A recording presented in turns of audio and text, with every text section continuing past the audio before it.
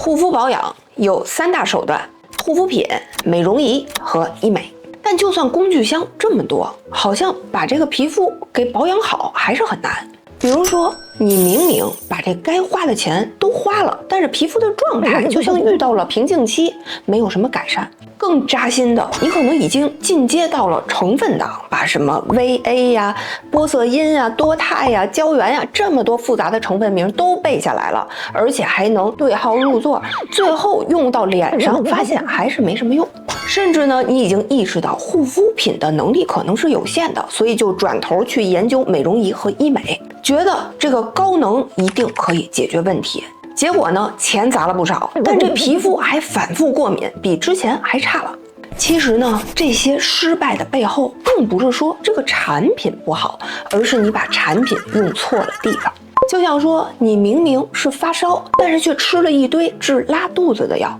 当目标和手段错位的时候，才是最贵的智商税。所以为了不让大家花这个冤枉钱，今天就让我来帮你理顺护肤品、美容仪和医美它们之间的关系和逻辑，看看它们到底各自能干什么，谁是擅长表面功夫的，谁又擅长在底层发力，哪些组合是强强联手，又有哪些组合是互相拆台呢？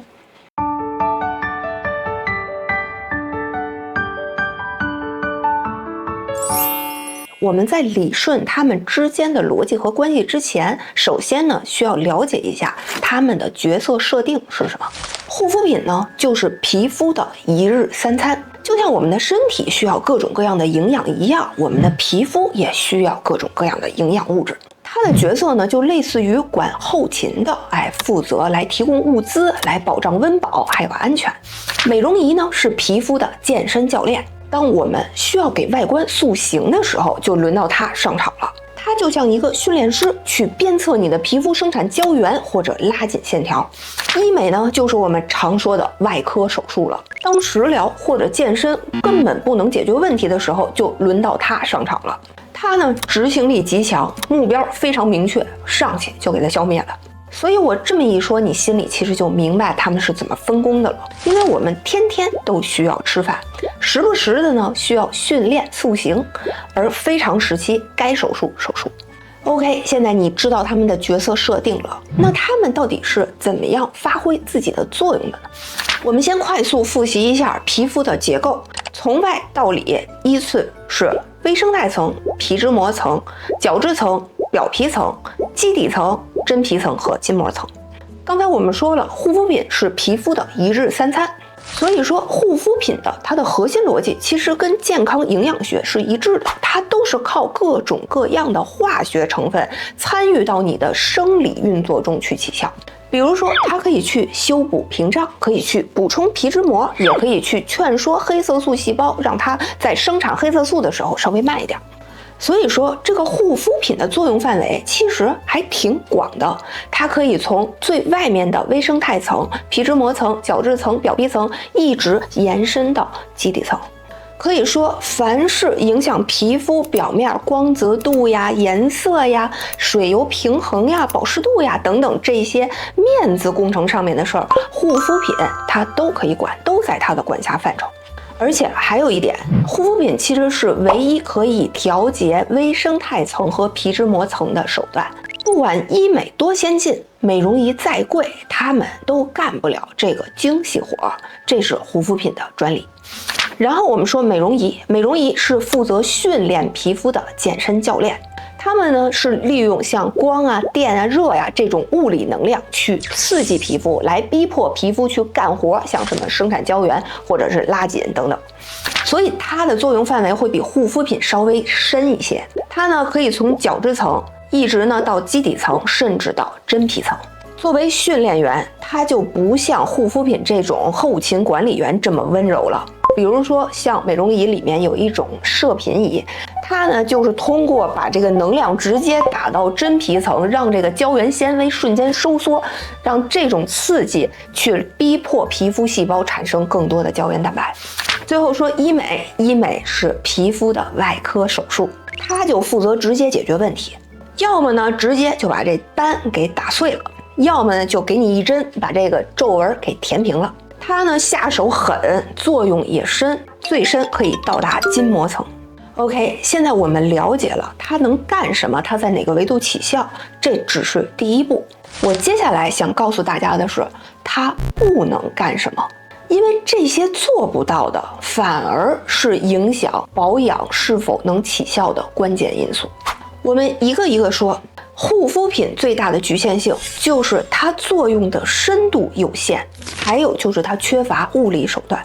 作用深度有限是什么意思呢？就是说，当你皮肤出现问题了，这个问题它的位置比较深的时候，它就很容易够不着，它就没法起效，它就解决不了这个问题。就比如说我们的有一些顽固性的色斑，它的位置呢可能已经深到了真皮层。那这个护肤品当它透皮吸收到真皮层的时候，它浓度已经非常低了，达不到起效浓度了，所以它就没法祛斑。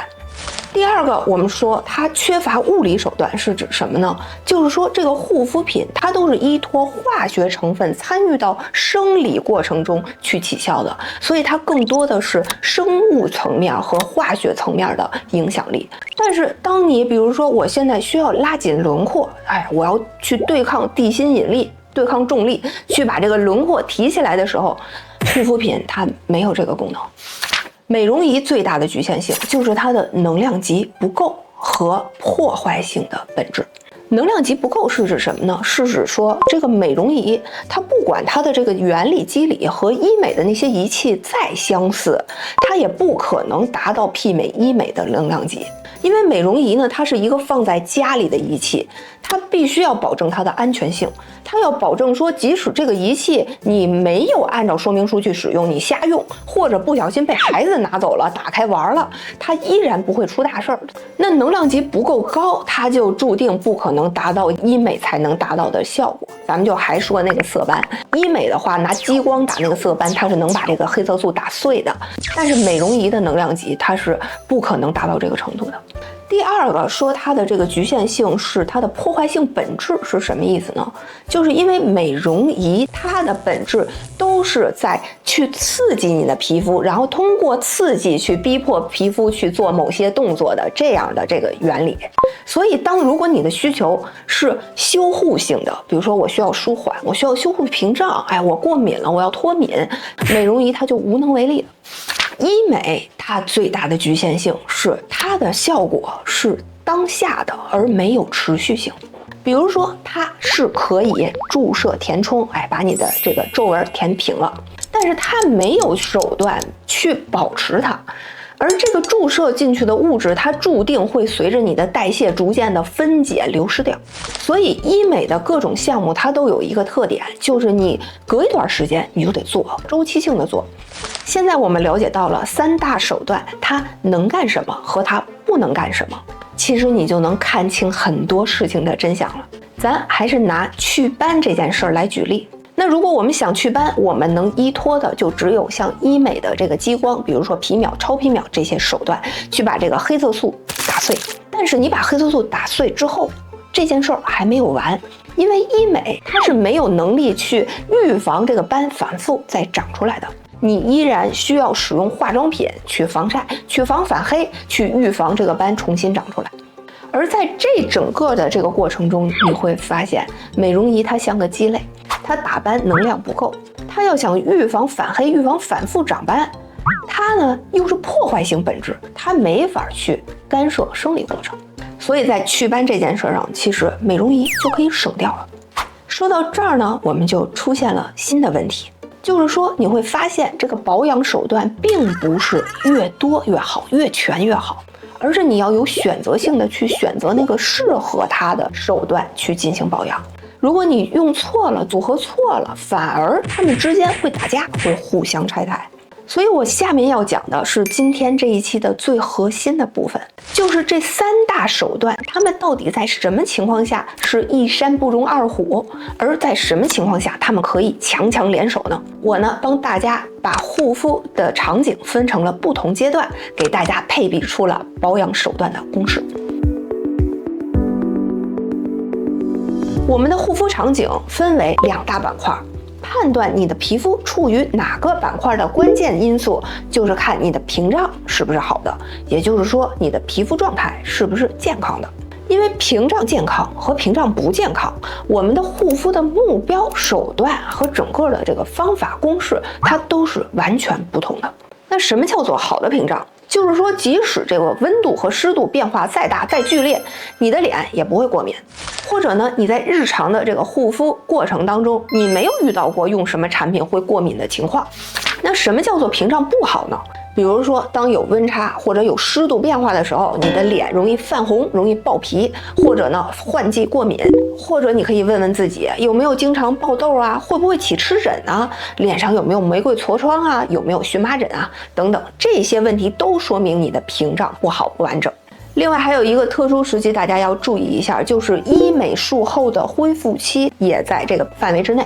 那我刚才说的这么多现象，它们都加起来，这一大堆就叫做屏障脆弱期。屏障脆弱期呢，就类似于你的皮肤现在正在病假期。那如果你的皮肤处于这个时期，不管是美白呀，还是抗老呀，就是各种功效护肤，我们都要先把它们放一边。这个时候最重要的就是修护屏障。所以此时的保养公式就是100%的护肤品，0%的美容仪和0%的医美。这个时期保养的红线就是任何干扰皮肤和刺激皮肤的手段，比如说美容仪和医美，它们都有可能会拉长你的修护期。此时呢，让你的皮肤乖乖的吃好这一日3餐，静静的休养是最好的手段。这里我尤其要点名一下痘痘爆发的这种炎症期，像什么带电的、带热的这些仪器，一定要离皮肤远一点。那这时候有人可能会问，那我觉得我自己的屏障没有问题，我是不是可以进行下一步了？那我想要特别提醒你一点，一旦你的皮肤出现了泛红、刺痛、瘙痒等等代表屏障不稳定的现象，你一定要把你的这个保养方案退回到屏障脆弱期去进行操作。OK， 屏障没问题的话，我们下面就进入到大家最关心、最感兴趣的板块，因为它涵盖了美白、祛斑、抗老等各种各样的这个需求的保养公式。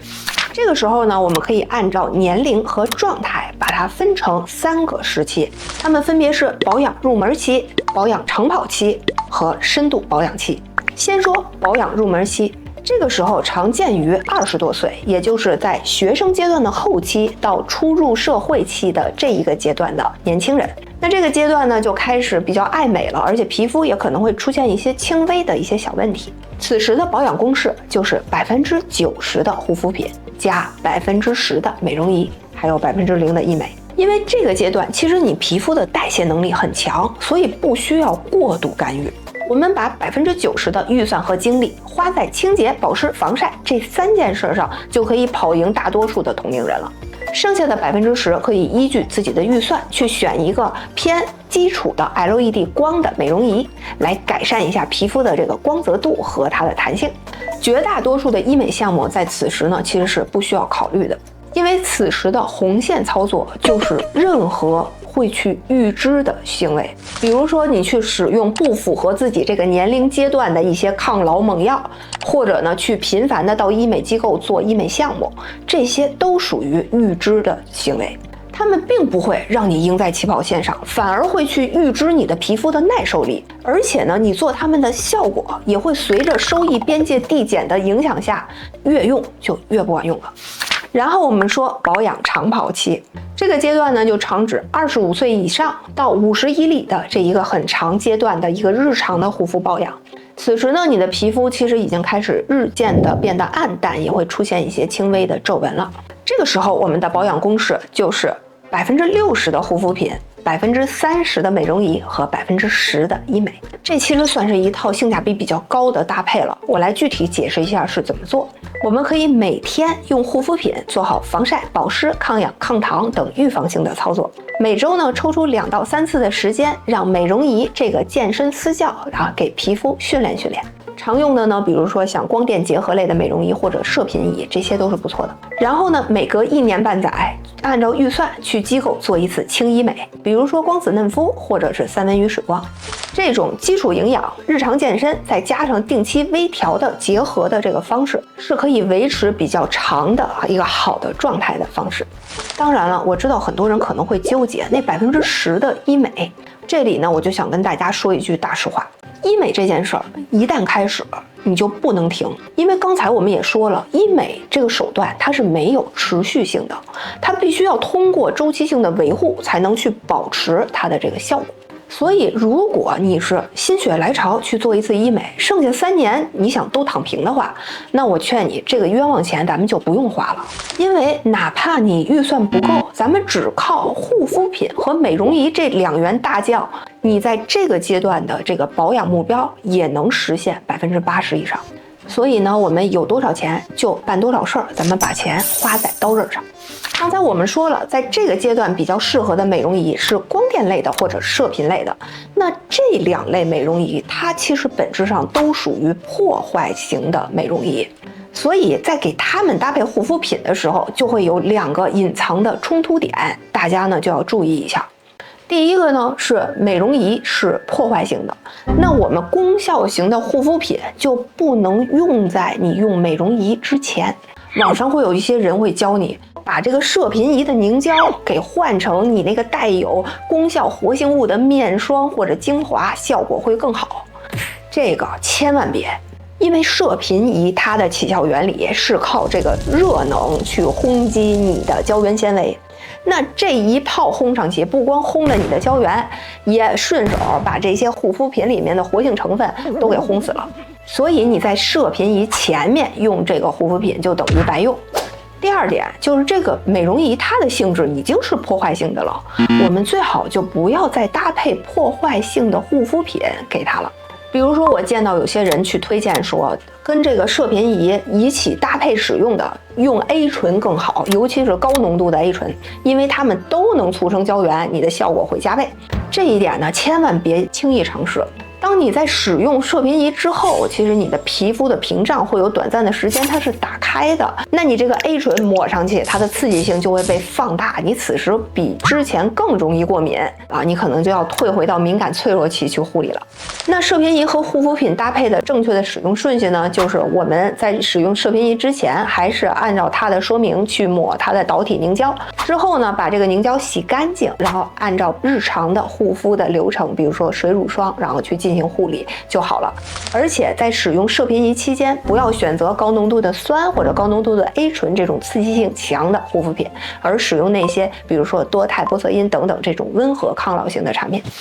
然后我们说深度保养期，在这个时期你的面部其实已经有比较明显的松弛感，或者有比较深的真性皱纹的时候，年龄呢一般会到达45+或者50-60岁的时候。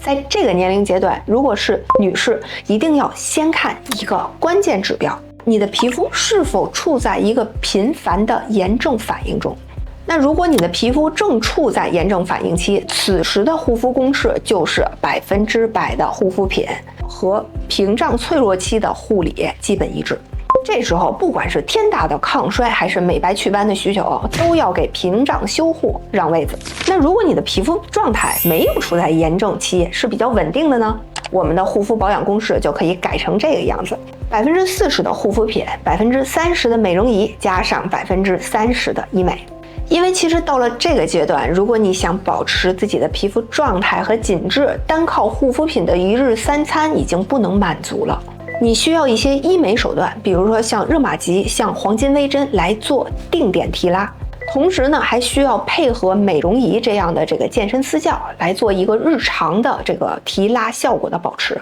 在这个时期需要注意的红线就是，因为你已经使用了比较强的这个医美和美容仪的手段，所以在护肤品在选择的时候就不要和医美、不要和美容仪去抢这个刺激性了。我们呢，在这个时候护肤品多选一些修护型的、填充型的、比较温和、安全的护肤品，去给医美和美容仪打下手做辅助。最后呢，还有一个特殊情况，就是当我们的皮肤是有顽疾的时候，而且我们想把它处理掉的时候，怎么保养？这个顽疾呢，就是指我们皮肤其实现在已经没有什么不适的感觉了，但是呢，还留下的一些陈旧的老毛病，比如说像陈旧性的色斑、色沉、陈旧性的红血丝等等。那这个阶段就是顽疾处理期，它的保养公式就是60%的医美加上40%的护肤品，美容仪0%。这是一个典型的只需要医美手段和护肤品2个人的战场。医美呢负责爆破，比如说祛斑，你可以使用像皮秒、超皮秒这样的手段去把黑色素给打碎，而红血丝可以采用染料激光去封闭血管。护肤品呢负责灭火和预防复发。医美之后，它皮肤的底层是一定会存在炎症和微损伤的。这个时候，护肤品的角色就是安保员。我们可以用像 B5 积雪草这样的抗炎成分去舒缓修护，再用温和的防晒去预防反黑和斑点的复发。同时呢，利用像传明酸烟酰胺这样的成分去阻断黑色素生成的通路，来防止报复性的反黑。那刚才说了这么多，里面为啥没有美容仪什么事儿呢？刚才我们其实提到过，就是美容仪最大的局限性是什么？是它的破坏性本质和它的能量层级不够。因为它能量层级不够，所以它没法击碎黑色素，它对祛斑没有作用。因为它的破坏性本质，所以它的这些光和热都是潜在的刺激性。如果你在祛斑之后用美容仪的话，反而会增加这个斑复发的风险。所以你看，一个真正好的保养方案，一定是护肤品、美容仪和医美3者互相不越位，都在自己适合的那个角色里的方案。护肤这件事儿，真的不是说你用的多、用的全、用的贵就能赢，而是要去选择那个适合你的、真正可以帮你解决问题的那个工具。这期呢说了这么多，并没有涉及到非常具体的方法和产品，但它其实是可以帮助我们找对保养工具的底层逻辑。有了这一层认知，再看接下来的美容仪讲解篇，你就可以准确地认知到美容仪它的功效的预期在哪儿，它的局限性是什么，为什么这么搭配是有效的，而那么搭配又是冲突的。我是配方师星星，如果你喜欢看我的视频，觉得我的内容对你有启发、有帮助的话，欢迎点赞、订阅、加入我。